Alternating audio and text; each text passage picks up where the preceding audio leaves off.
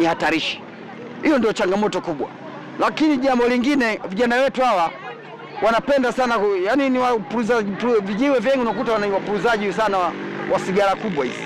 Sasa mwisho wa siku vichwa hivi inakuwa namna gani? Wanakuwa wazingatii wanachopaswa kuzingatia ili usalama uweze kuendelea.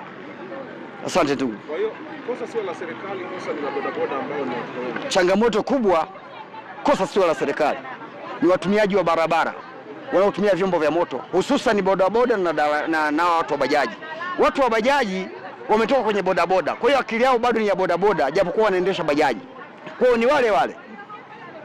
Unatoa wito gani kwa bodaboda pamoja na mwito naotoa kwa bodaboda na watu wa bajaji na madereva wengine wanaotumia barabara hii na barabara zingine ambazo wananchi wanazitumia, wachukue tahadhari, waendeshe mwendo ambao ni stahiki, na maeneo ambayo yakaribia na shule